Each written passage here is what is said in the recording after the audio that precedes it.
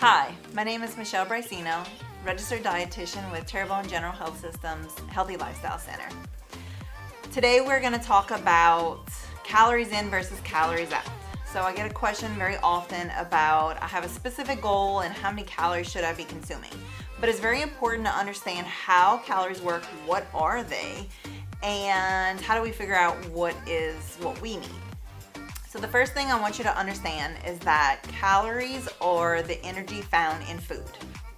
Your body needs a specific amount of calories every single day to just lay in a bed and do absolutely no activity whatsoever. And that means that we need calories or gas in order to fuel our organs, our muscles, our brain, all parts of our body. So we have that part of our calories, and then we also need calories in order to do any kind of physical activity, from walking around to using your brain to think about things, and then any kind of formal physical activity. So we use those two things together, and from there we determine how many calories that you need a day in order for maintenance. So once you have that number, then we have to look at what your goal is. Now, how do we figure out what that number is? So there are two ways that we can do that. The first way is we use this mathematical formula. It's called Mifflin-St. Jean. And so what it does is you plug in your age, your gender, your height, and your weight currently, and it's going to give you a amount of calories that your body burns in a day. Now that is what we call the bare minimum calories, okay? So from here we have to figure out, with these activity factors, how much activity are you doing a day? If you're not very active, you're going to use the first one.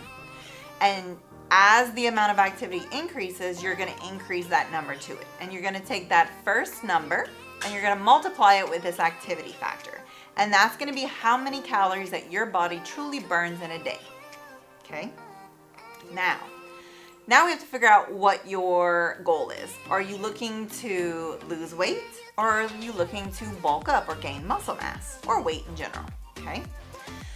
So let's give an example.